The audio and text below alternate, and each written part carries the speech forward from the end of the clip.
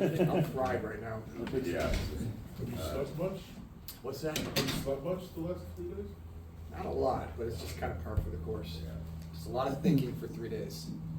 A lot of, Go it seemed like ahead. a heavy lean toward defense. Was that intentional or just kind of how the draft? It's kind of the way it went. It wasn't intentional, but that's just kind of the way it went. I know in the fourth round, the one thing we're talking about, like whoever we're taking, let's get some speed, no matter what position it is.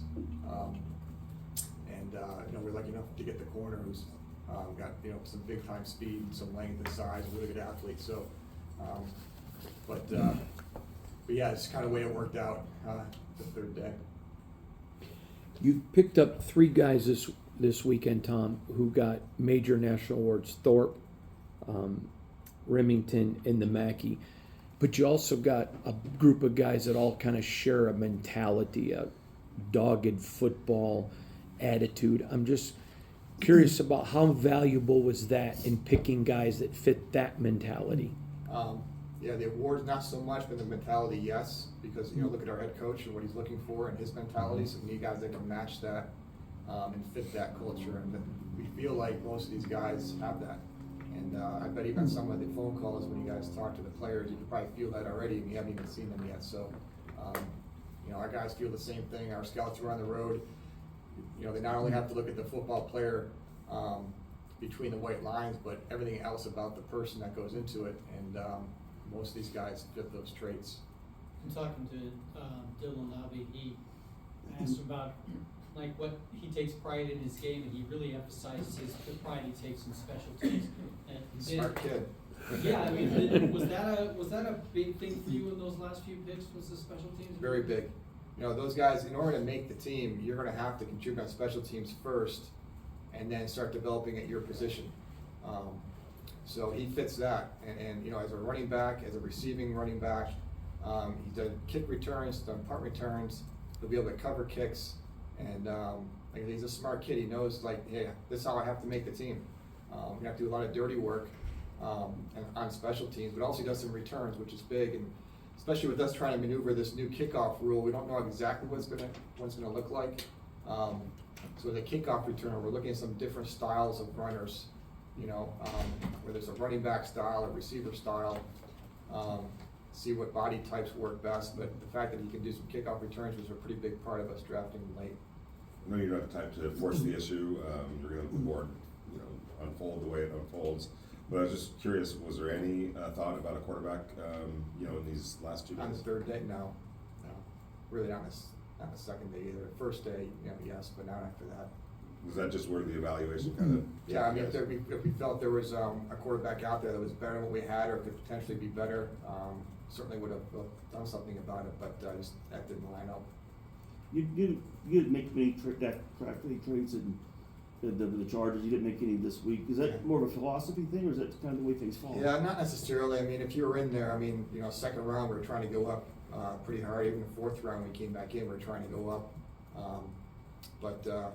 Yeah, there's a little bit of philosophy behind it that I wouldn't want to get into here. Maybe down the road I will, but it's certainly not a philosophy of, hey, we're not trading up or down. That's not it at all. But the one thing we do, we really strip the board down pretty heavily in trying to increase our odds in a player that we take. So we try and mitigate some risk by making sure that we take some players off the board that just whatever playing ability, scheme wise, character, medical, could impact the odds of making our team. So. But no, we were in a lot of discussions to move up, move down, but most times we felt like when our pick was up, we felt good about the player that was there, and in the end, you got to execute the pick and, try to find the guy that can have the best chance to help you win. So that's how it worked out this weekend. Eichenberg is a Robert Spillane almost clone, just the way he attacks and plays. Would you talk about what stood out to you when you watched the film, please? Yeah, some of those qualities. I mean, he's big, he's really smart in play, aware. Hustle, motor, likes to hit, but he's all ball all the time. He runs very well straight line for a bigger linebacker, and he's been well coached, through high school. St. Ignatius is a powerhouse in Cleveland, Ohio.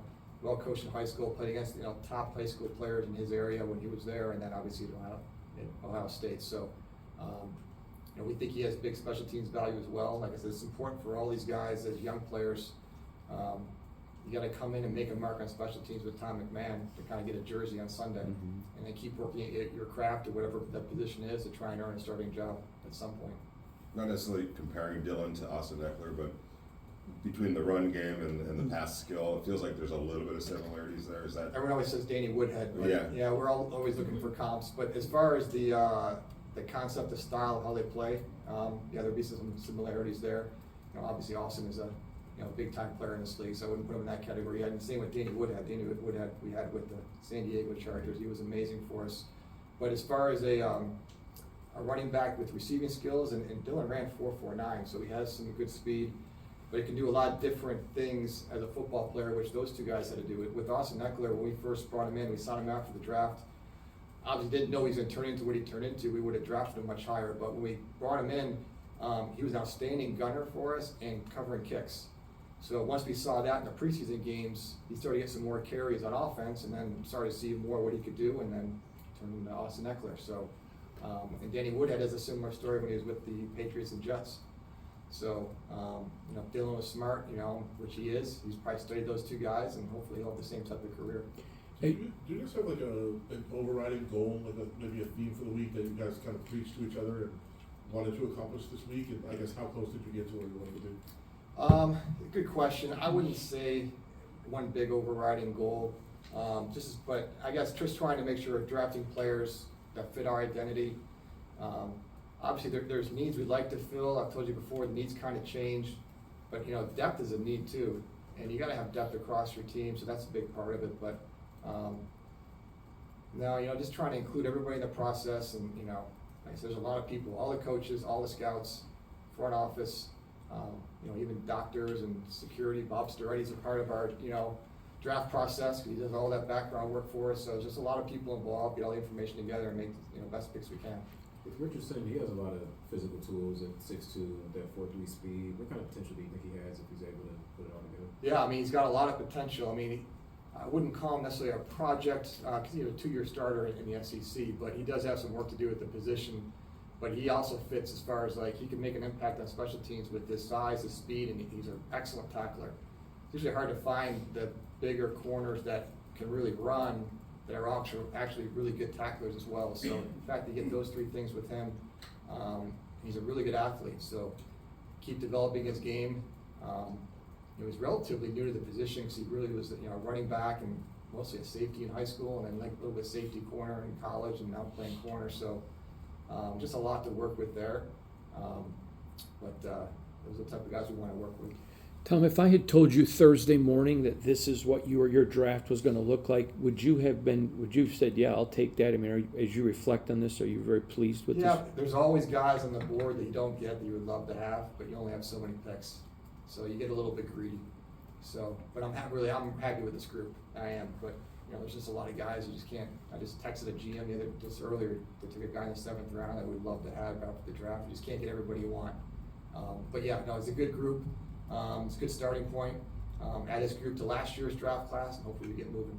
Your first draft with the Raiders after 10 years with the Chargers, from an operational and maybe synergy standpoint, how did it go over these last 3 days? Pretty similar. AP was great to work with through the whole 3 days. It's kind of a long process. Just a lot of sitting around, talking, thinking out scenarios. Every pick you make could impact something else. So he's a great sounding board with that. He's got great perspective, which is great. And then even watching how Brandon Jurgen and Champ Kelly and JoJo Wooden all work together, really satisfying. I mean, like I said, we're going to get a lot better in the next couple of years once we work with each other a lot more. Just the whole process will be better next year, and we'll start that tomorrow. Maybe not tomorrow, maybe Monday. Yeah, all in all, I was pretty impressed with everybody. I know you took a best player available approach, but do you also target certain groups? Like you go and say, I want to hit these position groups before the draft starts, and you look back and say, I didn't do that, or? Yeah, so what I'll do sometimes, I'll late in the process, I'll look at the board and just say, first round wise, this is kind of where the players are. Because it's not like in the first round you got every position group we have a player to take. Maybe a position group is a little bit weak one year. So I'll look up there and basically, hey, the first round we're looking at these 3 or 4 positions more than likely. how does that line up with our short-term needs and long-term needs? I'll do that the first 3 rounds. After that, you really can't do that, but yeah, I'll kind of eye it up, and then we'll do some different things that if we take a certain position in the first round, how will that affect second and third? Yeah, that's kind of how it rolls. We could talk about it more, but I'm too tired. Tom, you talked a lot about finding the right characteristics for this team, and wondering if in the players that you did draft, if you saw one common kind of characteristic that they all have that they can really bring to this team. I want to give you a good answer, but I can't really think of anything. That's because we're always looking for the same thing with all these guys as far as the work ethic, the preparation, and the drive and desire to be great players. So, you know, they all have to have that, whether it's Brock Bowers, all the way down to MJ Devonshire in the 7th round. So, just trying to find players that fit the identity of the Raiders, how we play, and fit the identity of our head coach. So that was the goal. We'll do 2 more, Adam, and then Paul. I think going in, a lot of people on the outside said that you guys needed to address the right tackle situation. I know you got DJ, but where do you guys stand out there in Watford right now? Because it seems like a lot of people forgot that he existed, but he's obviously developed pretty well. I've not forgotten. No, it's just funny because last week I haven't had a lot of time even, you know, because the players right now, it's phase 1, so they're lifting and they're conditioning. There's not a lot of football work. But I walked out there this week, and Thayer was doing some straight ahead sprinting, like kind of some lead ups and some sprints, and you can see how athletic he is for a big man, like what a smooth athlete he is. And I love the fact that he got some good snaps under his belt last year. So no, we're really excited about where he can go as a player. You know, we need to be 8 to 9 deep in that offensive line. And I think he can be a big part of that from what I've seen, you know, on tape last year, and then just a little bit of watching him. You don't see big guys who can really move like that, so it's pretty exciting. Tom, as I guess draining physically and mentally draining as it can be this whole weekend with the draft, how then, on the flip side, is rewarding is it to make those calls and hear the voices and the emotions on the other side of the phone? Yeah, there were some pretty good ones today. You know, Dylan Lobby, Trey Taylor. Trey Taylor was just so thankful. MJ at the end, so it's pretty neat. And it's funny because when we do it, like with me, when I'm making the call, and I hate to say it, but my mind's already thinking to the next one. You know, because you're just kind of in this mode of just kind of keep working, and you kind of forget the kid on the phone is getting this phone call that's changing his life. You know, he gets a chance to be a professional football player. He knows what city he's going to go to, and it's the Raiders. And what's better than that than a call from the Las Vegas Raiders? So, especially these kids today, there was a lot of emotions on the phone. But these are life-changing journeys for these guys to be here. So. But yeah, sometimes I hate to say it, we do this every year, and it's part of our job. We kind of lose track of that, but it was kind of cool to hear that from the guys today. Thank you, everyone. All right. Thanks, Tom. Trey's good to go, right? He can. Yes. Yeah. Air Force kids are good.